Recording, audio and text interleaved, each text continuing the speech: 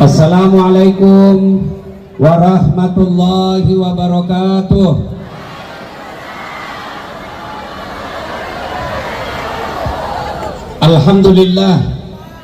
Alhamdulillahi rabbil alamin. Wa bihi nasta'inu ala umurid dunya waddin. Ashhadu an la ilaha illallah wa ashhadu anna Muhammadan abduhu wa rasuluh. Allahumma salli ala Sayyidina Muhammad wa ala alihi wa sahbihi ajma'in. Amma ba'd. Faqad qala Allah subhanahu wa ta'ala fi kitabil karim. Bismillahirrahmanirrahim. Ya ayyuhalladzina amanu taqullaha haqqa tuqatih wa la tamutunna illa wa antum muslimun. Wahai orang-orang yang beriman, bertakwalah kalian kepada Allah dengan sebenar-benarnya takwa, dan janganlah kalian mati kecuali dalam keadaan beragama Islam. Ayat ini Jumat-Jumat dibacakan khatib sejak 1400 tahun yang lalu. Ayat ini tiap Jumat diperdengarkan. Kenapa? Karena ayat ini penting. Bapak Ibu masih ingat waktu Covid? Ada pengumuman yang harus diulang-ulang tiap hari pada saat itu. Apa itu, Bu? Pakai masker. Iya kan? Sekarang masih ada pengumuman itu? Tidak. Kenapa? Tidak penting lagi. Tapi ayat ini sejak 1400 tahun yang lalu sampai sekarang masih diulang-ulang. Kenapa? Ayat ini penting dan rasanya susah diterima akal. Jangan kamu mati, berarti mati kau yang ngatur. Woi, jangan mati ya. Berarti mati mau-maumu. Padahal mati, mau atau tidak, tiba saatnya pasti mati. Orang kaya, orang miskin, raja-raja, rakyat biasa, bupati, bukan saya Pak, dia ini kurang ajar nih semua ini Pak. Ya, semua mati. Orang kaya, orang miskin, raja-raja, rakyat biasa, ustadz, lebih kencang lagi. Semua mati. Berarti yang jadi masalah bukan mati, mau atau tidak, tiba saatnya pasti mati. Berarti yang jadi masalah bukanlah mati. Apa yang jadi masalah? Illa wa antum muslimun, kecuali matimu dalam keadaan beragama Islam. Berarti ayat ini Allah ingin jelaskan, ada di antara kita ngakunya Islam tapi matinya tidak membawanya Islam. Ayat ini Allah ingin katakan, hati-hati warga Aceh Tamiang, kalian mengaku Islam tapi bisa jadi matimu tidak membawa Islam. Insya Allah kita tidak akan mati dalam keadaan mencuri, amin. Insya Allah kita tidak akan mati dalam keadaan berzina. Insya Allah kita tidak akan mati dalam keadaan mabuk. Tapi yang bisa membuat kita mati kafir, hubbi aklil haram, suka memakan makanan haram. Dan salah satu makanan haram itu menerima serangan fajar ketika pilkada yang lalu.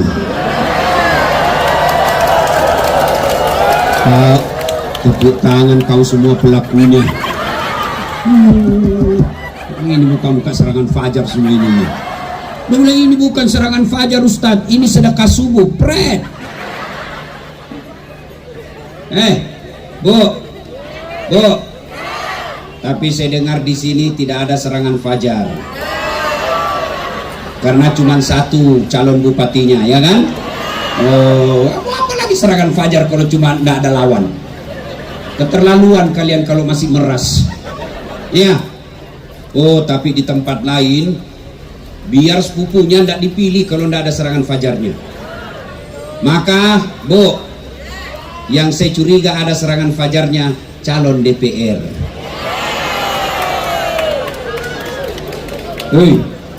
Cowok, kalau orang masuk neraka bos, korupsi 90 miliar masih masuk di akal, masuk nerakanya. Kenapa? 90 miliar dinikmati uangnya, dia bisa keluar negeri, beli rumah mewah, mobil mewah, makan enak. Meskipun masuk neraka, paling tidak di dunia dapat 90 miliar. Tapi kamu 300.000 masuk neraka. Itulah aslinya beleng-beleng. Makanya pemilu yang akan datang jangan lagi terima serangan fajar. Kau lihat akibat serangan fajar kemarin. Hah? Ketika kita susah mereka joget-joget di DPR.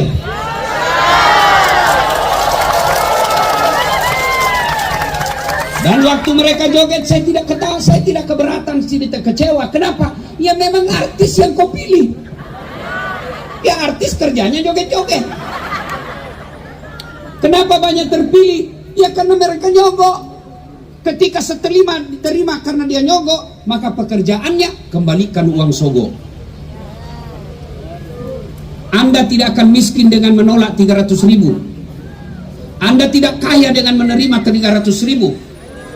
Tapi yang pasti 300.000 itu menentukan masa depanmu. Dan kau lihatlah akibatnya ketika bulan Agustus yang lalu.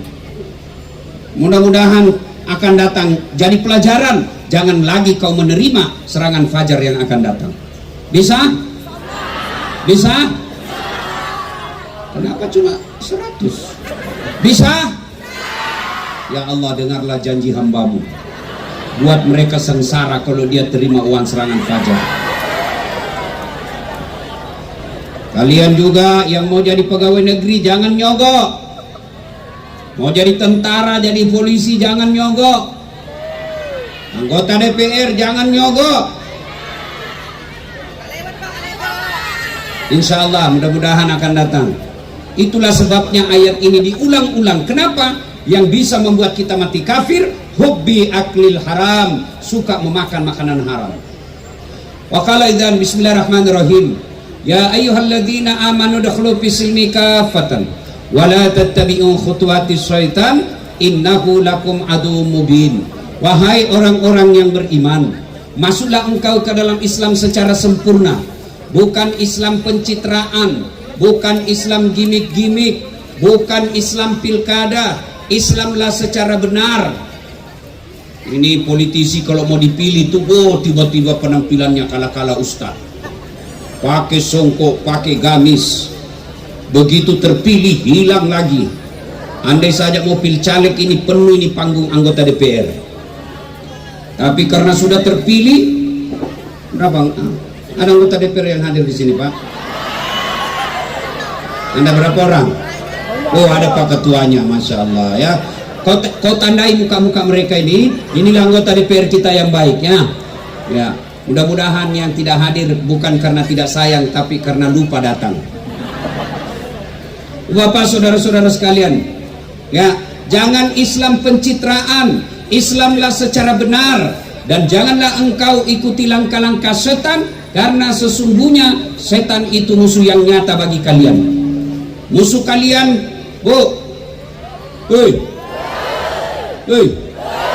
ketika Bapak Ibu mendapat undangan ini, setan berusaha menggagalkan agar kita tidak datang. Nggak usah kau datang, nggak usah kau datang. Basah, becek, baru hujan, basah pantatmu. Alhamdulillah, setan yang ada di rumah berhasil kita kalahkan, kita hadir di tempat ini. Apakah setelah duduk di tempat ini setan menyerah? Tidak, dia goda lagi agar kita tidak dengar ceramah. Setan itu Pak paling tidak mau kalau kita dengar ceramah. Dia goda lagi, tidak usah dengar ceramah, tidak usah dengar ceramah. Pegang HP-mu, pegang HP-mu. Jadi ibu-ibu yang pegang HP kena godaan setan. Bagaimana kau mau dengar ceramah kalau kau sibuk? Sudah dikasih tahu, masih juga dia pegang HP-nya. Bukan lagi kena godaan setan, ibu sudah jadi setan. Simpan dulu HP-nya, Bu. Simpan ya, simpan. Simpan ya.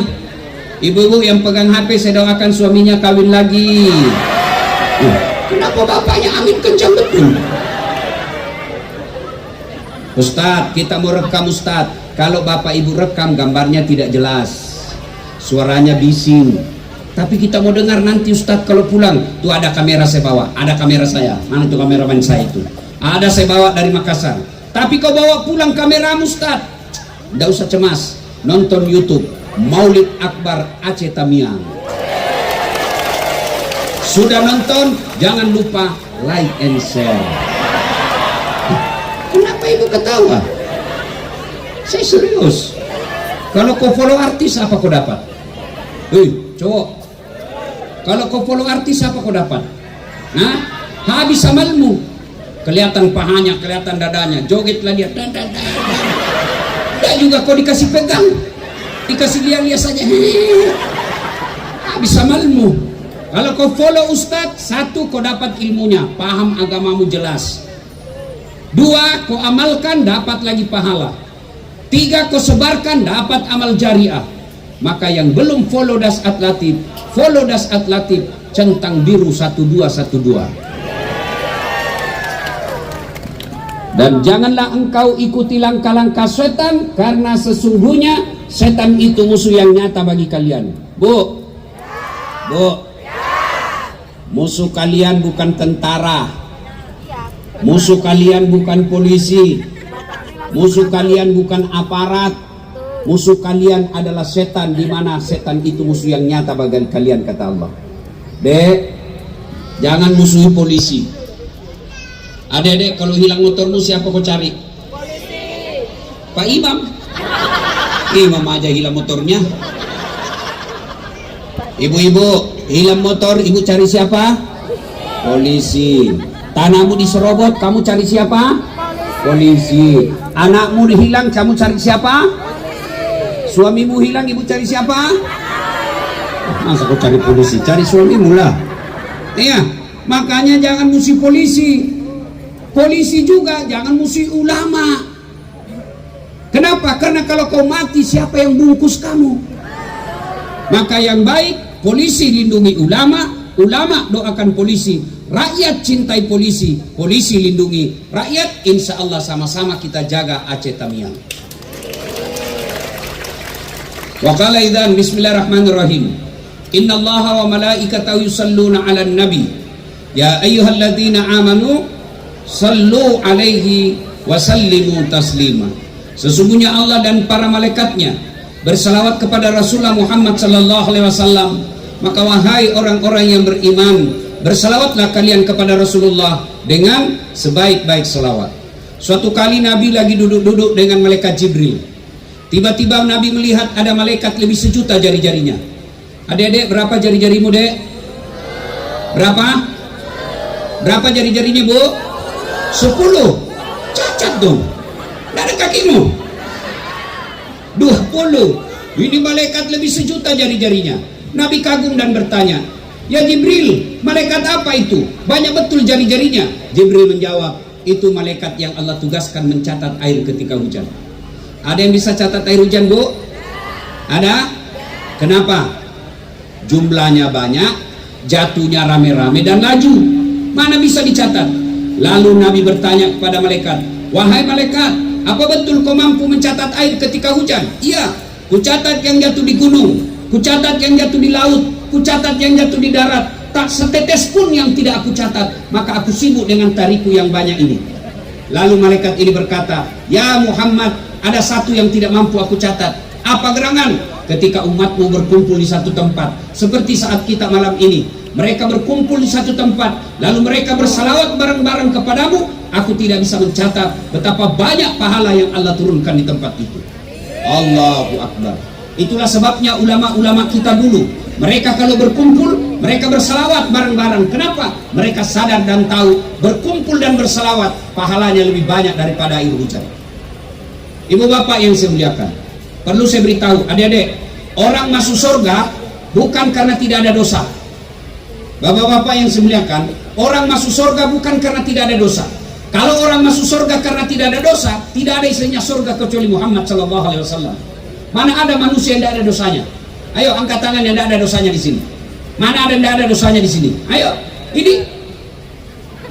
Nah, moga-moga bodi dosa juga di sini, Pak. Ini yang bicara. Banyak juga dosa saya, Dek. Apalagi kalau Jumat hari Ahad pergi jogging. Habis pahala saya. Nah, inilah kesyukuran kalian warga Provinsi Aceh. Provinsi di luar Aceh, Pak, seperti saya di Makassar, pergi jogging, habis amal. Sebelah kanan ketek, sebelah kiri dada, di depan paha, balik ke belakang pantat, hancur. Kata anak teman saya, kenapa kau lihat Ustaz? Pasti dilihat, barang bagus. Alhamdulillah di Aceh kan tidak ada seperti ini. Itulah kesyukuran kalian. Tapi dia bilang teman saya, ya memang tidak ada di Aceh, tapi dia pergi di Medan.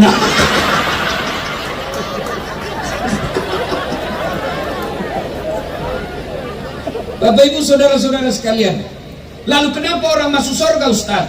Bukan karena tidak ada dosa. Sebab apa? Karena pahala kebaikannya lebih banyak daripada dosanya. Kebaikan, sholat, puasa, zikir, ngaji, catat sebelah kanan. Gosip, zina, dengki, hasad, korupsi, catat sebelah kiri. Nanti di hari perhisapan, hari perhitungan ditimbang. Yang kebaikan kanan, keburukan kiri. Timbang punya timbang, ternyata lebih berat kebaikannya yang sebelah kanan daripada dosanya sebelah kiri, maka dia masuk surga meskipun selisihnya 0,1%. Maka ketika kumpul seperti ini, bersalawatlah. Kenapa? Pahalanya banyak sekali. Saya mau ajak salawat, bisa? Bisa? Kita tanding ya? Boleh? Kita tanding mana lebih kencang suaranya, mak-mak dengan bapak-bapak. Boleh? Oke, mak-mak dulu, ras terkuat di bumi. Sen kanan tidak belok. Ayo, ya berasa jenis kelamin laki-laki, diam dulu. Kita dengar dulu ini mak-mak. Ayo mak, jangan mau kalah. Salatullah ala toha rasulillah. Salatullah ala yasin. Masya Allah, nilainya 9,5. Ibu-ibu diam. Sekarang bapak-bapak, jangan mempermalukan jenis kelamin kita bos. Ayo, ayo, kencang-kencang, yuk. Salatullah ala toha. Salatullah ala yasin. Masya Allah, nilainya 9,7. Oke, diam semuanya diam ya. Kita dengar yang di atas. Kapan lagi kita kerjai di jenderal ya? Ayo Pak Bupati dan Forkopimda, kau tengok semuanya. Nah, ini selawat Pak Bupati ya. Selawat.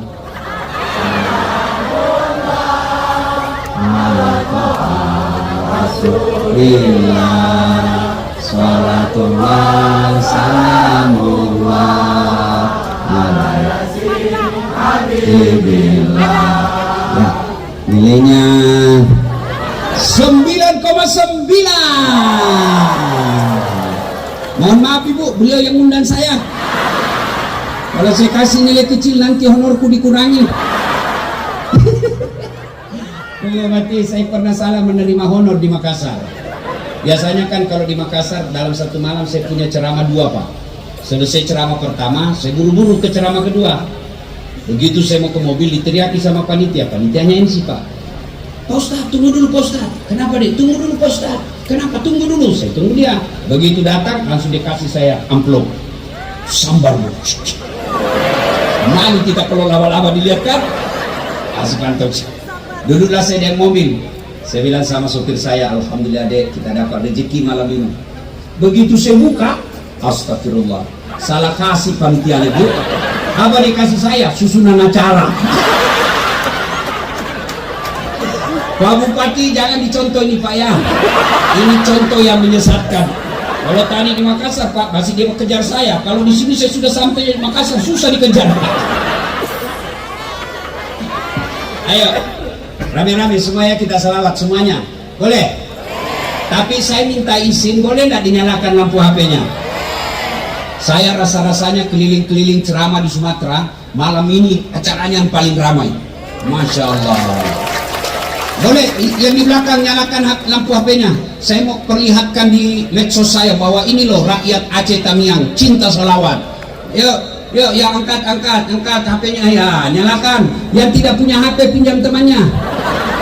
Nah di sana ya, yuk semua nyalakan. Semua yang punya HP, kita doakan yang nyalakan HP-nya, mudah-mudahan nanti berkumpul dengan Rasulullah minum telaga Zamzam. Yang punya HP dan tidak naikkan, mudah-mudahan jauh juga nanti rezekinya. Ayo kasih naik, yuk naikin. Ini wujud kecintaan kita kepada Nabi. Yuk sama-sama ikut ya. Kita mulai ke kanan. Yuk. Salatullah ala toha rasulillah. Salatullah ala yasin tawassalna bi bismillah wa bil hadi rasulillah wa kulli mujahidi lillah bi ahlil ba.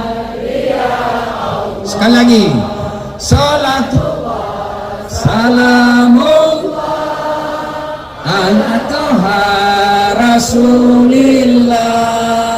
Salatullah salamullah ala yasin habibillah ala yasin ala yasin.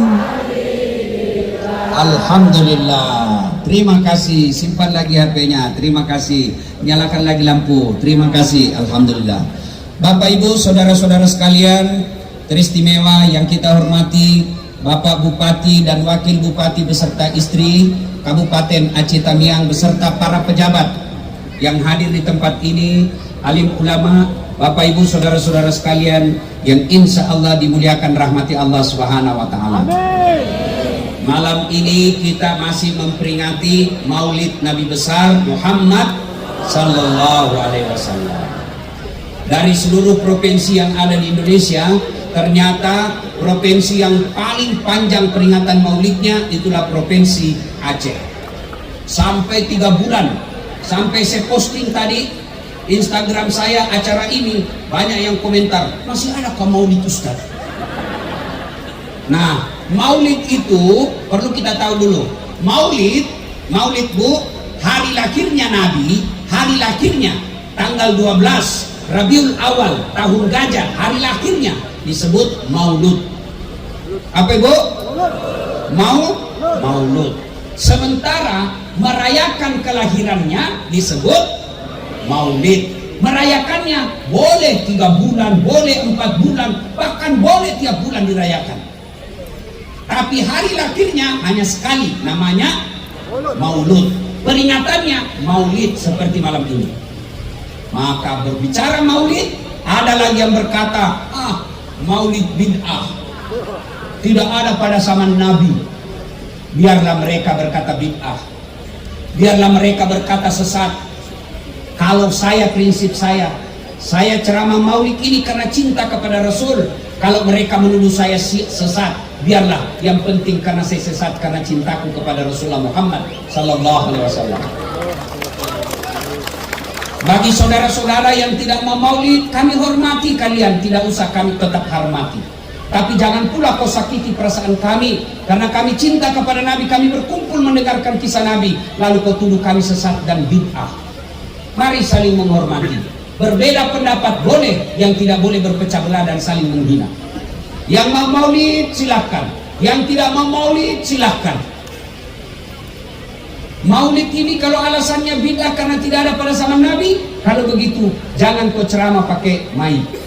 Kenapa? Ceramah pada zaman Nabi tidak ada mic.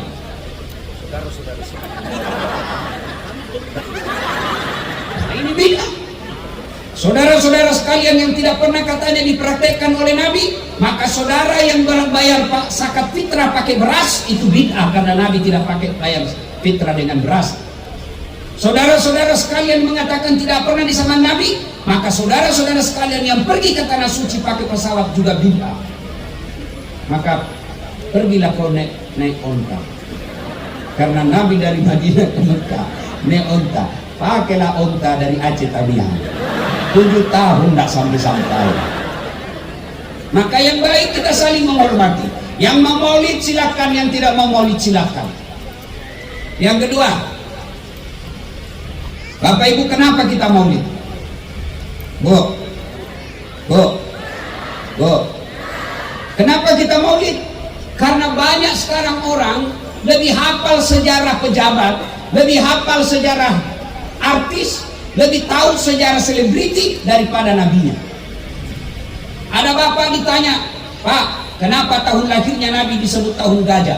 Apa kata bapaknya? Karena bukan tahun kambing. Dia balik tanya ibunya. Saya nggak percaya itu kata bapak. Kenapa disuruh tahun kambing, tahun gajah? Bu, apa kata ibunya? Kenapa saya kau tanya? Untuk apa kau sekolah? Padahal kita mesti tahu sejarah Nabi.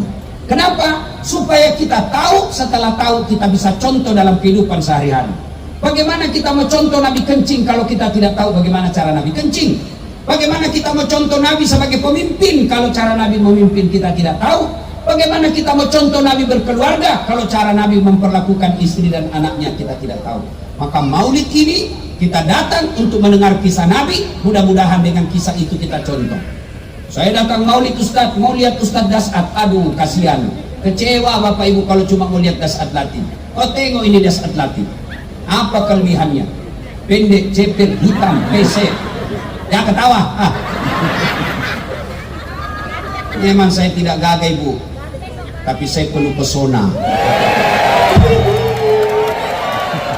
Mana buktinya? Kau mau semua foto sama saya toh? Paling repot kita foto sama emak-emak. Ulang Ustaz, selfie Ustaz. Ulang Ustaz, kabur. Dalam hatiku, biar kau ulang 10 kali, mukamu yang kabur. Nah sekarang kita datang untuk mencontoh Nabi. Coba saya mau tanya dulu, Bu, Ale Bu, ini yang baju pink, yang merah, ya oke. Bu, berapa anaknya Nabi? Bu, bingung, enggak? Nah bingung. Ini sampean. Itu anak kecil. Siapa anak pertamanya Nabi? Itu. Mulai dari orang tua sampai anak-anak nggak ngerti. Inilah pentingnya kita maulid. Anak-anak Nabi. Baru tahu-tahu 7 orang. 3 laki-laki. Pertama Qasim, Abdullah, Ibrahim, Zainab, Ruqayyah, Ummu Kalsum, Fatimah. Oh baru ada yang tahu. Baru tahu anak Nabi pertama namanya Qasim. Ini nih paling tidak pulang maulid ada di benakmu. Oh anak Nabi 7, 3 laki-laki, 4 perempuan. Yang pertama namanya Qasim. Paling tidak kau sudah tahu. Saya dulu waktu kecil lagu cepat sekali saya tahu sejarah Nabi. Kenapa? Ibu saya memperkenalkan sejarah Nabi melalui lagu. Pada zaman dahulu kala, pada zaman jahiliyah. Oh dahulu kala kan banyak. Ada zaman Plistun, zaman batu. Ada zaman penjajahan. Ini zaman apa? Zaman pada zaman dahulu kala, pada zaman jahiliyah. Oh zaman jahiliyah. Lahirlah seorang rasul. Saya tanya siapa namanya? Yang terakhir dan mulia. Saya tanya siapa namanya? Nabi Muhammad namanya. Ibunya Siti Aminah ibunya. Bapaknya Abdullah nama ayahnya. Di mana tinggal? Aceh Tamiang atau Medan? Madinah tempat tinggalnya. Terus setelah dewasa diangkat menjadi rasul. Siapa yang angkat? Bupati atau wakilnya? Oleh Allah yang kuasa. Allah itu siapa mak? Pencipta alam semesta. Itu lagu-lagu ibu dulu. Dari sebaik lagu itu saya bisa tahu Nabi terakhir namanya Nabi Muhammad.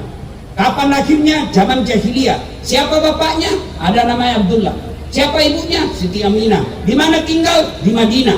Siapa Allah? Pencipta alam semesta. Itu lagu dari dulu, lagu-lagunya bagus. Sekarang lagu-lagunya ibu-ibu apa? Cikampek, Tasikmalaya. Aku capek gara-gara dia pret. Apa gunanya kau tahu itu? Lagunya anak-anak muda kita apa sekarang lagunya? Pikiranku tak dapat ku mengerti, kaki di kepala, kepala di kaki, atas kodomo. Kepala aku simpan di kakimu. Ya, nah, Maulid ini kita adakan mau mendengar kisah Nabi. Bapak Ibu, banyak sekali sejarah Nabi, tapi karena waktu terbatas. Kita pilih saja. Bu, Nabi itu Ibu belum lahir sudah wafat bapaknya. Belum lahir. Lahir lagi baru 4 hari diambil ibu susunya, Halimatus Sa'diyah. 4 tahun sama Halimatus Sa'diyah balik ke ibunya. Usia 6 tahun meninggal lagi ibunya. Pindah ke kakeknya. Usia 8 tahun meninggal lagi kakeknya. Diambil oleh pamannya. Usia 12 tahun mulai perang. Perang waktu itu perang antar suku, belum perang agama. Apa tugasnya Nabi? Mengumpulkan anak panah. 12 tahun. Usia 16 tahun mulai dagang ke Syam. Sampai di sini satu. Nabi Bu hidupnya penuh masalah. Ada di sini hidup tidak ada masalah? Ada? Ada? Tidak ada orang tidak ada masalahnya. Ini saya lihat ini muka-muka penuh masalah juga semuanya. Paling banyak masalah di sini masalah pinjol. Mana ada orang tidak ada masalahnya? Mau tengok, coba lihat dalam rumah tangga. Ada orang sudah 2 anaknya tidak punya rumah. Masalahnya tidak punya rumah.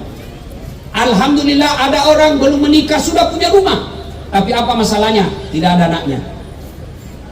Ada orang punya rumah, punya anak, apa masalahnya?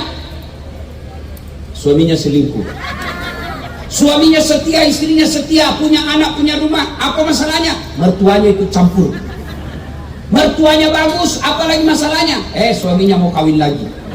Dan ada orang tidak punya masalah. Adik-adik mahasiswa sekarang apa masalahnya?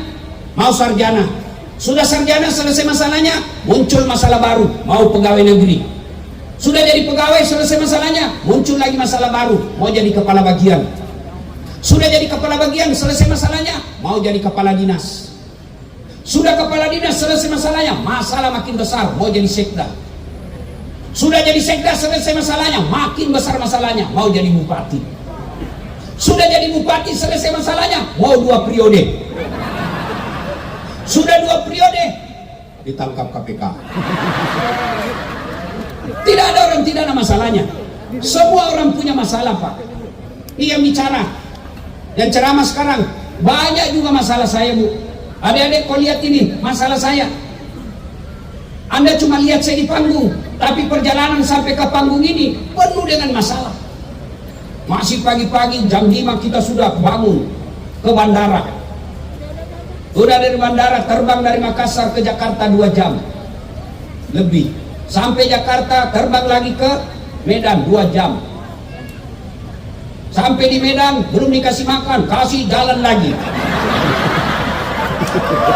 Lalu jujur. Gaspol, Pak Bupati tadi bilang gaspol kan? Maka panitianya ini dek lain kali kalau itu tamumu dia berangkat sudah lewat makan sarapan dan belum makan siang, tiba 2:30 jangan langsung tancap gas. Perjalanan jauh ini isi bensin dulu. Ini namanya kelalaian. Ya, kalau orang Buddhis itu tersinggung dia kalau dikasih begitu. Ya, mudah-mudahan jadi pelajaran ya. Nanti di Pak Bupati panggil Kabak Kesranya. Kenapa kok kasih lapar Pak Ustad? Nah sudah itu Bapak Ibu sekalian, masalah saya paling besar sekarang Bu, banyak janda-janda yang curhat. Waduh Ustadz, baru saja suami saya meninggal, adakah doa-doa penenang jiwa? Saya kasihlah doa penenang jiwa. Lama-lama dia bilang, Ustadz jiwaku sudah tenang, maukah Ustadz menjadi imam dalam hidupku? Saya mohon maaf Bu, saya bukan imam, saya penceramah. Semua kita punya masalah Pak. Tidak ada orang tidak punya masalah. Siapalah kita ini Pak? Siapa kita ini? Nabi paling mulia, nggak ada dosanya, nggak pernah nyakiti orang, nggak pernah bicara kasar. Tapi apa tidak ada masalahnya? Penuh masalah. Belum lahir sudah yatim. Dalam rumah tangga, ekonomi, adik-adik sekalian, perlu kalian tahu, Nabi itu kasihan, pernah 3 hari 3 malam tidak makan nasi, tidak makan roti lah, karena beliau tidak makan nasi, tidak makan roti. Apa dia makan? Cuma kurma dan air putih. Sampai cucu beliau Hasan Hussein pucat 3 hari 3 malam tidak makan roti. Itu Nabi. Dalam rumah tangga beliau pernah Aisyah dituduh selingkuh. Dalam pekerjaan sebagai Nabi, bukan cuma dibully, bukan cuma dikasih hoax, tapi dikina sampai diusir dari kampung halamannya. Beberapa kali mau dibunuh. Siapa yang mau melakukannya? Pamannya sendiri. Itu manusia suci, apalagi kalian yang tukang tipu.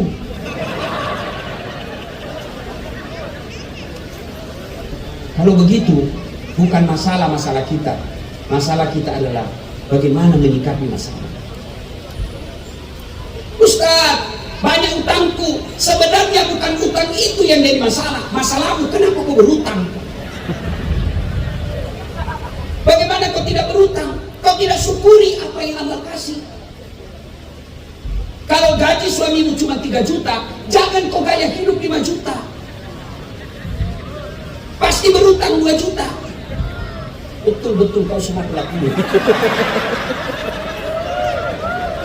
Kalau gaji suamimu cuma pegawai honor, jangan kau gaya hidup sebagai pengusaha. Mau pergi pengantin semua serba baru, pret. Akhirnya apa? Ngutang. Ngapain kau beli lemari 3? Ngutang lagi. Kalau kau tahu suamimu pegawai honor yang ngap-ngap, kadang gaji, kadang tidak, kadang lama cair. Ada pegawai honor di sini? Ada. Biasanya kasihan banyak pegawai honor itu Satpol PP, polisi setengah. Kasihan itu biasa Pak. Saya tahu itu lagunya pegawai honor. Berakit-rakit dahulu, berenang-renang ke tepian, sakit-sakit dahulu, susah-susah dahulu, lalu kemudian tetap susah. Iya, berarti yang jadi masalah bukan utang, yang jadi masalah kenapa kau berutang. Nah, kau tidak akan mati. Handphone, semua anak mau punya handphone. Kalau mau punya handphone, beli yang jangan mahal. Mau punya semua, mau punya motor. Kalau hanya mampunya dua saja, jangan semua anggota keluarga punya. Karena kau tidak akan mati tanpa motor. Tapi begitu kau punya utang, bisa berantakan keluargamu. Pertama mau dibelikan jilbab, suaminya belikan. Sudah dibelikan jilbab, muncul masalah baru. Pak, tidak serasi bajuku. Nah, beli lagi baju tuh. Sudah dibelikan baju, masa tidak cocok dengan roknya Pak? Nah, beli lagi rok. Sudah rok, dan bilang, mesti tas dong dengan tasnya. Akhirnya apa? Gara-gara jilbab semua dibeli. Banyak orang berutang juga gara-gara apa? Susu kaleng. Anaknya melahirkan pakai susu kaleng. Susu kaleng mahal, akhirnya ngutang. Kenapa pakai susu kaleng? Kenapa tidak pakai susu original? Jangan ketawa, saya serius ini. Saya tahu karena banyak ngutang sama saya gara-gara susu kaleng. Ustaz, anak saya mau nyusu Ustaz, nggak ada susu kaleng. Saya bilang, Bu, kenapa nggak pakai ASI? Air susu ibu. Air susu ibu, Bu, praktis, higienis, murah, ekonomis. Selesai. Kelebihan air, sisanya kasih suami. Ya toh? Ini semua mau pakai susu kaleng.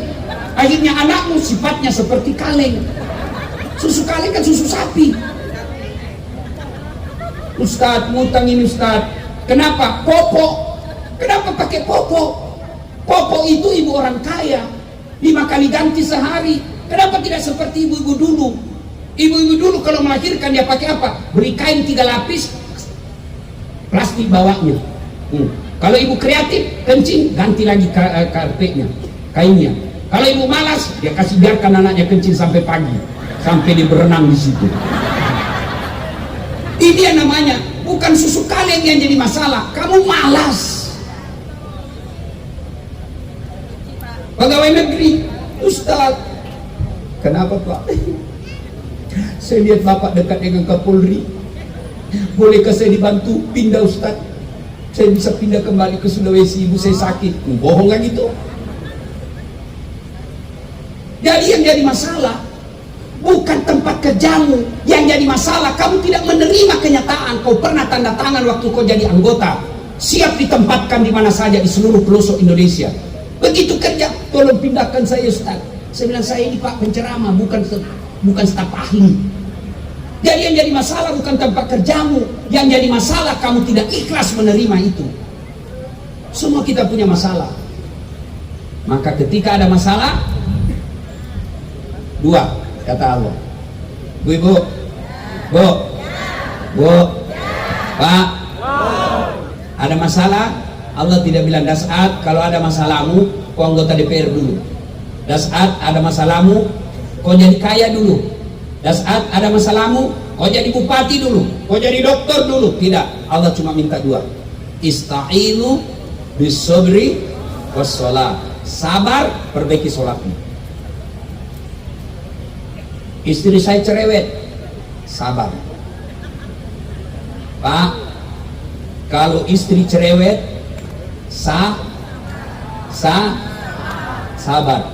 Bagaimana cara sabar Ustaz? Satu, alladzi idza asabatum musibah qalu.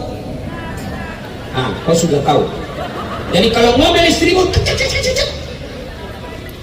inna lillahi wa inna ilaihi raji'un. Tapi jangan kau lihat mukanya sambil innalillah, marah dia. Bagaimana caranya? Balik kanan, baru innalillah. Bayangkan kalau dia lagi ngomel, kau bilang innalillah. Tambah ngamuk dia. Gimana caranya Ustaz?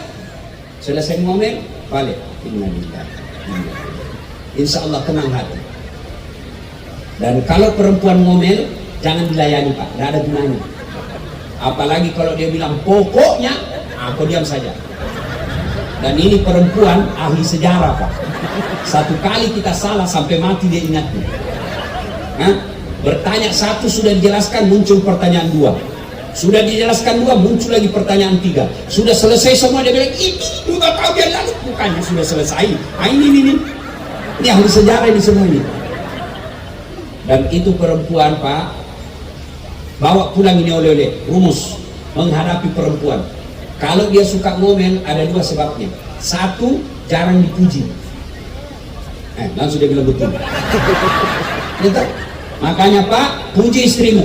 Dan hebatnya ini pujian, Bapak halal bohong untuk memuji istri. Makin cantik kau sayang. Dan itu memuji, biar dia tahu kita bohong, dia senyum-senyum. Makin mulus saja kulihat kau sayang. Dia hidup itu hidupnya. Iya toh? Maka puji dia. Begitu dia dandan selesai mandi, puji. Aduh, rasanya kok makin cantik aja deh. Nah itu. Yang kedua, penyebabnya karena jarang kasih hadiah. Betul. Dan perempuan paling senang hadiah, uang. Ya toh, Bu? Tidak percaya, kau dengar. Jawab dulu ya. Biar suami tidak pulang, yang penting ada kau dengar.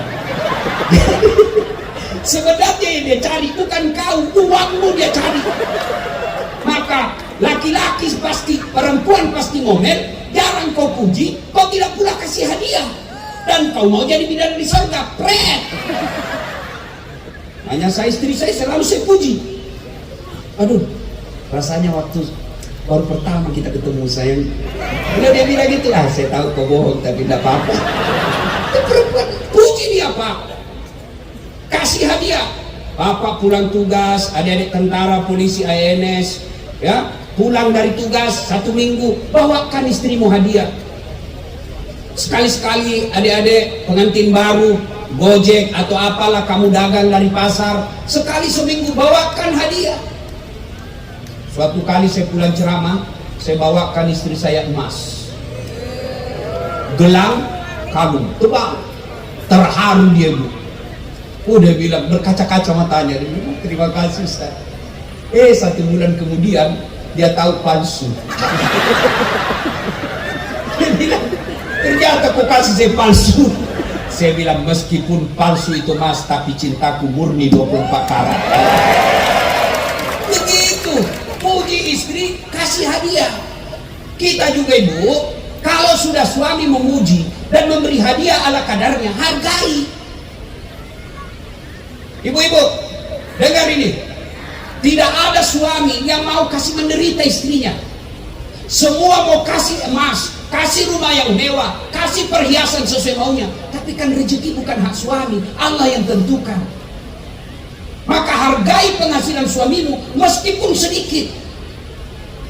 Jangan baru datang suamimu kasihan. Apa kau memang kau sudah sedikit gajimu, cerewet sekali.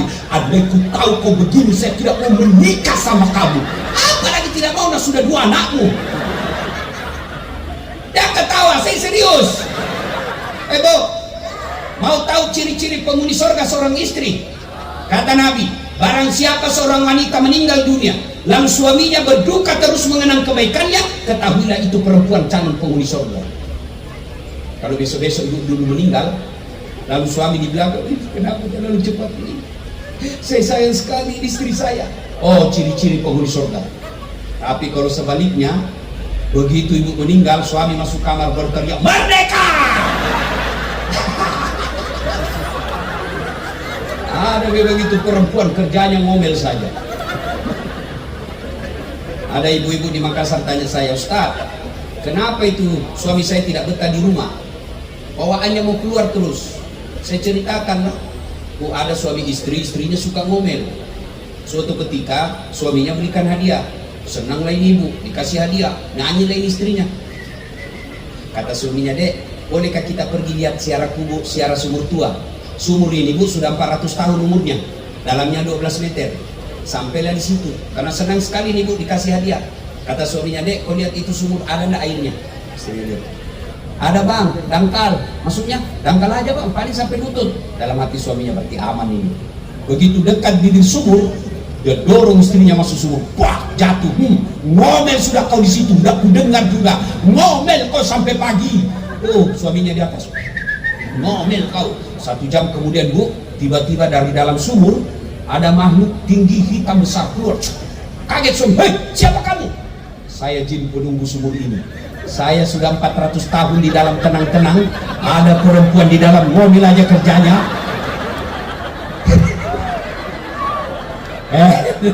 Lebih selari. Kata sebebas, tunggu dulu, kamu baru 1 jam, saya 24 jam. Bu sudah tahu? Bu, sudah tahu kenapa suami suka lari? Ya, karena ibu suka ngomel. Ibu pikir enak jadi suami Bu? Hei, coba lihat itu suami. Kadang kala ke kebun, mogok motornya, kehujanan, lapar. Dia tidak telepon itu kau, hujan, lapar saya. Enggak. Kenapa? Dia pikir lebih baik saya tanggung sendiri penderitaan saya. Nggak usah istri saya ikut mendengarnya. Tuh.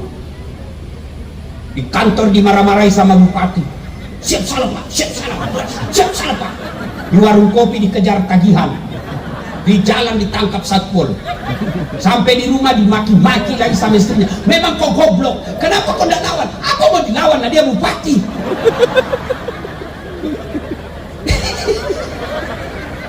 Coba kira enak jadi laki-laki? Pak Bu, tidak ada rumah tangga tidak ada masalah. Maka ketika ada masalah, sabar. Kalau tidak bisa sabar, suami saya selingkuh Ustaz. Bukan dengan menceritakannya di medsos, bukan dengan memviralkannya. Kalau kau dapat suamimu selingkuh lalu kau viralkan, bagaimana perasaan anakmu yang tanggung rasa malu padahal dia tidak terlibat perselingkuhan itu? Kalau kau tidak suka suamimu selingkuh, kau datang ke pengadilan agama, tuntut cerai, ini buktinya, selesai. Ini yang jadi masalah, kau sudah viralkan, malu satu kampung, satu keluarga. Sudah itu, kau sama lagi.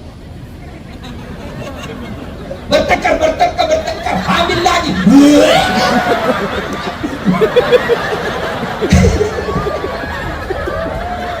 Dan nampak saya bela kau ini malam. Saya tahu kau semua takut sama istrimu. Saya tahu orang Aceh takut sama istrinya. Orang Bugis minta maaf. Tidak ada orang Bugis takut sama istrinya. Cuma istrinya lebih berani. Makanya Pak Bupati luar biasa, ini istri orang beliau, orang Bugis. Saya bilang, wah laki-laki petarung Bapak ini.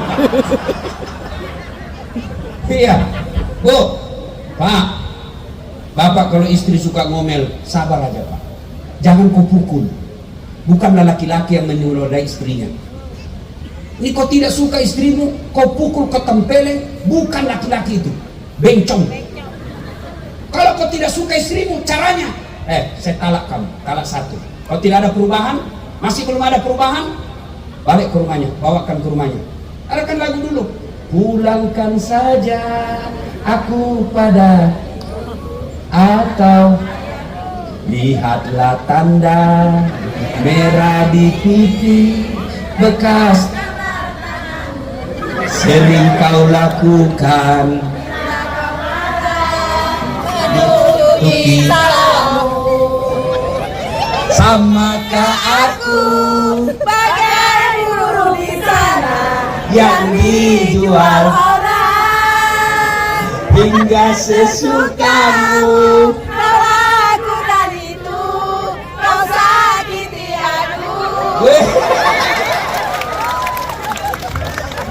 Tiap malam engkau ku tinggal pergi, bukannya Aku sengaja demi kau dan si buah hati. terpaksa aku harus. Nah, itu aja jawabannya, kan selesai. Iya, saya istri saya marah juga Bu, tapi saya tahu menyikapinya. Kalau perempuan marah kita diam, kalau laki-laki marah si istri diam. Kalau saya istri saya marah Bu, saya dengar. Kenapa selalu tinggalkan kita? Itulah lagu saya jawaban tadi. Demi kau dan si buah hati, terpaksa aku harus begini. Mulai senyum dia itu, masih marah, terpaksa ku peluk lagi. Bila kamu di sisiku, hati rasa syahdu. Masih marah, saya buka baju saya Bu, lalu saya peluk erat-erat. Insaflah manusia. Selesai. Jadi sebenarnya bukan marah yang jadi masalah, masalah kita bagaimana kita menyikapi orang marah. Tidak adalah rumah tangga yang tidak ada masalahnya Pak. Maka kuncinya sabar. Yang kedua, sholat. Apa yang kedua Bu? Apa yang kedua? Mulai ngantuk saya lihat ini Bu ya. Masih bisa Bu? Bapak-bapak masih bisa? Masih bisa? Satu kali kau sakiti, masih. Oke. Jadi kalau baru satu kali, maafkan. Dua kali kau sakiti, masih. Tiga kali kau sakiti, kurang ajar. Jadi sabar, saya maafkan. Dan orang yang pemaaf, ini bukan orang lain yang kau maafkan. Ini suamimu, ini istrimu. Dia sakiti kamu. Jangan kau lupa gara-gara hanya satu perkara. 40 tahun kau bersama, tiba-tiba hanya dapat WhatsApp salah kirim. Tiba-tiba kau lupa kebaikannya 40 tahun. Dia kasih makan kamu gratis. Dia tuh gajinya kau ambil tiap bulan. Sudah 40 tahun dia kasih makan kamu. Begitu kau diajak teman kuliahmu dulu, teman SMA-mu reuni, dia kasih makan kau enak, alam tuh update status, rasanya diperlakukan seperti ratu. Pret. Baru satu malam kau dihidangkan, kau lupa suamimu yang 40 tahun. Begitu juga kita laki-laki, barangkali istri kita hilaf hanya karena persoalan dia terima WhatsApp salah kirim, tiba-tiba kau sakiti perasaannya dan kau tempeleng. Maka hargai, sabar. Dua, tahan marah. Kalau sabar caranya berbanyak kalimat innalillahi wa inna ilaihi rajiun. Yang ketiga, tahan marah. Resep kedua, kalau ada masalah dalam rumah tangga, sholat. Ustaz, saya sudah sholat Ustaz. Betul kau sholat, tapi tidak ikhlas. Ayalah sholat. Asar lagi. Berarti tidak ikhlas. Saya sholat Ustaz. Betul kau sholat, tapi main-main. Nah, begini sholatnya. Allah. Ya kena bujuknya. Keres.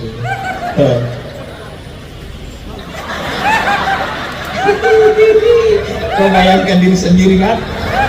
Ada buktinya, gue bangun gitu. Kau sholat memang, tapi sholat tapi main-main. Allahu Akbar, kayak ditiup angin.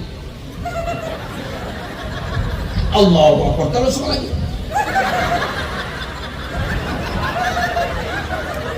Pantas.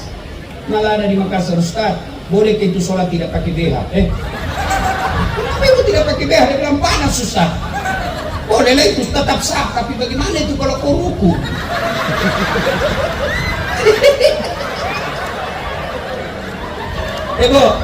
Bu, pantas kau sholat 30 tahun, tak bisa kau lepas dari kredit.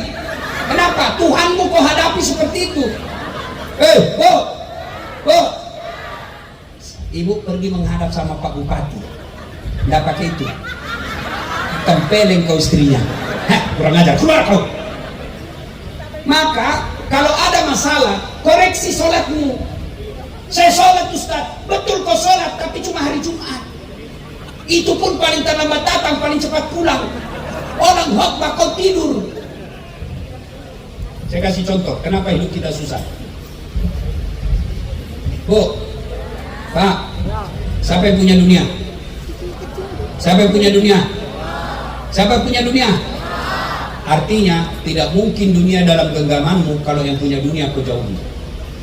Saya datang ke Aceh Tamiang, saya akrab sama Pak Bupati. Saya landing di Bandara Medan. Pak Bupati, saya ada di Medan mau ke Aceh Tamiang, tapi saya tidak punya mobil Pak. Boleh punya mobil? Kata beliau, waduh Pak Ustadz, saya lagi di Jakarta ini ada pertemuan penting. Tapi nggak usah repot Ustadz, tenang. Beliau telepon ajudan. Ajudan, siap. Itu ada Pak Ustadz di Bandara Medan. Kau pergi bawa mobil full tangki, kasih mobil yang bagus, jangan lupa kasih pembeli oleh-oleh. Contoh, ini biar contoh cemburu juga. Contoh aja ini. Tiba-tiba datanglah 30 menit kemudian, datang ajudan. Pak Ustadz, ini ada mobil full bensin, ada sopir, ini pembeli oleh-oleh. Silakan Ustadz gunakan selama di sini. Selesai urusan saya soal mobil. Kenapa? Saya akrab sama yang punya mobil. Ya kan? Sebaliknya ada dari Sulawesi, tidak kenal Pak Bupati, tidak pernah ketemu. Assalamualaikum Pak Bupati, saya ada di Medan, boleh punya mobil? Siapa ditelepon Pak Bupati? Siapa? Kapolres. Pak Kapolres tangkap itu. Tukang tipu, tidak tahu tiba-tiba punya mobil, pasti tukang tipu. Begitu juga dalam hidup ini. Tidak pernah sholat, hari Jumat saja paling terlambat datang. Tiba-tiba masalah dalam rumah, ya Allah capek sudah saya hadapi masalah ini ya Allah. Allah berfirman, malaikat, karena dia sudah capek hadapi masalahnya, cabut nyawanya.